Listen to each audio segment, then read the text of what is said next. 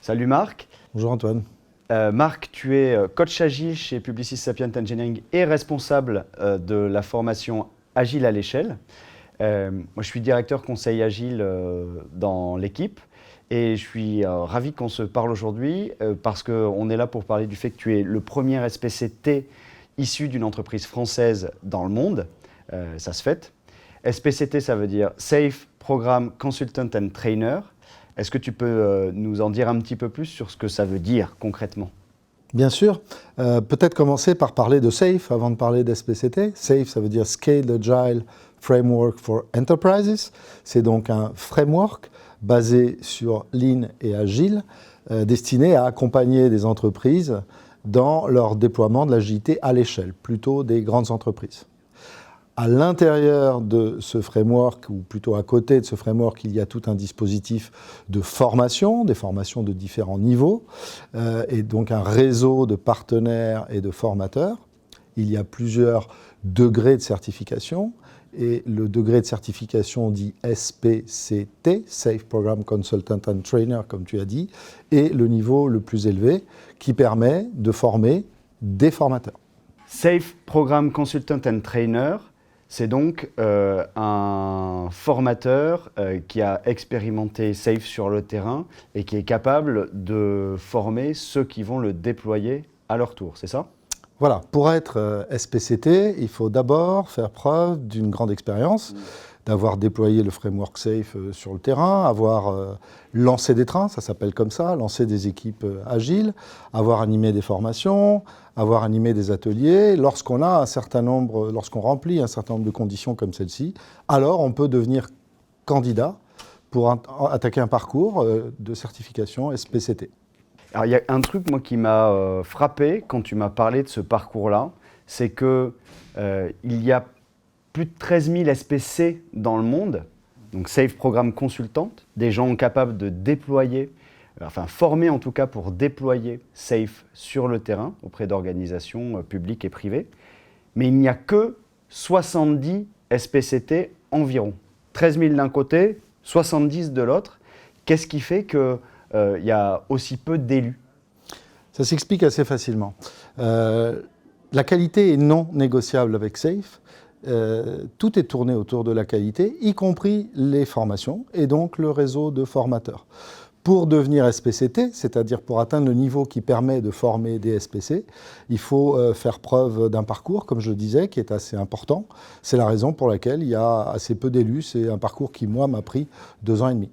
Tu me disais aussi que pour donner une bonne formation, il faut non seulement connaître extrêmement bien le contenu du framework et la manière de le délivrer en formation, mais il fallait aussi être capable d'expliquer par l'expérience, les retours d'expérience, ce que tu avais vécu sur le terrain. Donc tu es quelqu'un qui a déployé le framework à de nombreuses reprises auprès d'organisations françaises.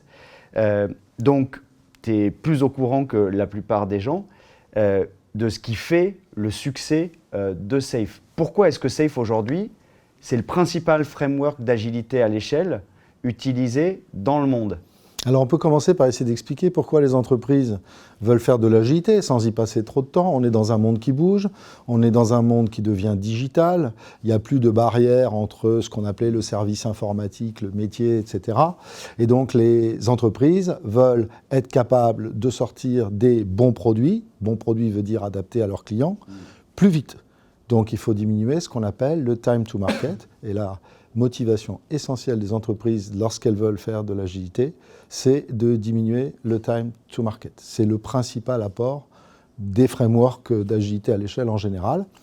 Pourquoi le choix de Safe ? Tout simplement parce que c'est aujourd'hui le framework le plus complet qui adresse tous les niveaux de l'entreprise, du niveau des personnes qui conçoivent jusqu'au niveau des personnes qui dirigent, qui votent les budgets, etc. Il est donc quelque part rassurant pour les chefs d'entreprise de voir d'abord de voir que le framework adresse tous les niveaux, ensuite de voir que Safe a obtenu de réels succès.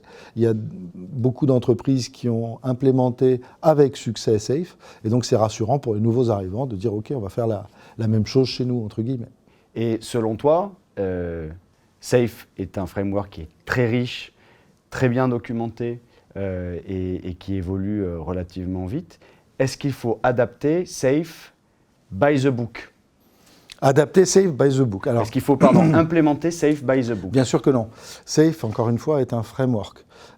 Il est conçu pour qu'on y prenne ce dont on a besoin et pour s'adapter aux réalités de l'entreprise. Mais il faut tout de même respecter un certain nombre de principes. Donc je ne vais pas dire qu'il faut respecter Safe by the book, mais je ne vais pas non plus dire qu'il suffit de prendre des choses à droite, à gauche, de remuer le tout et de l'implémenter dans l'entreprise. C'est pour ça qu'il y a des SPC, des Safe Program Consultants, qui sont des gens qui sont formés, qui ont l'habitude de faire ça, et qui sont réellement une valeur ajoutée pour les entreprises lors du déploiement.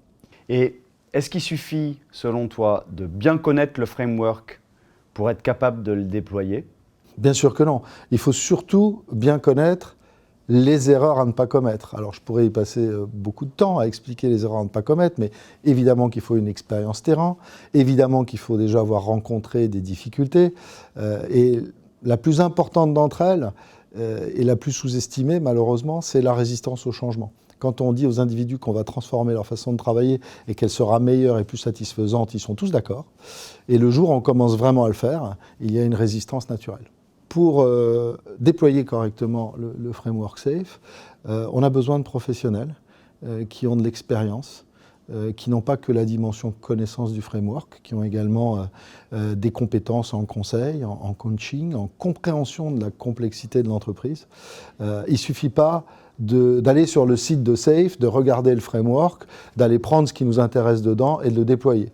Pour déployer Safe, il faut être accompagné par des professionnels certifiés et expérimentés qui savent quels sont les écueils à éviter lors du déploiement.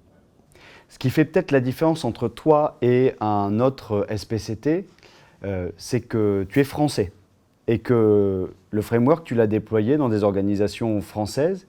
Or, c'est un framework qui a été construit à Boulder, aux États-Unis, qui est originellement anglo-saxon.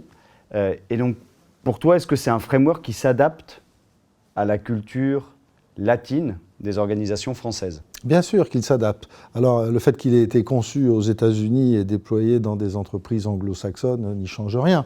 Il est prescriptif sur les rôles, sur l'organisation. Après, bien entendu, chaque entreprise va l'adapter à ses besoins, à ses spécificités, en particulier en France, où on a quand même du mal à commencer une réunion à l'heure, où on a tendance à pas forcément suivre en réunion, à faire autre chose en même temps, parfois le ton monte, etc. Donc on est obligé, évidemment, quand on accompagne des entreprises, de prendre en compte toutes ces spécificités.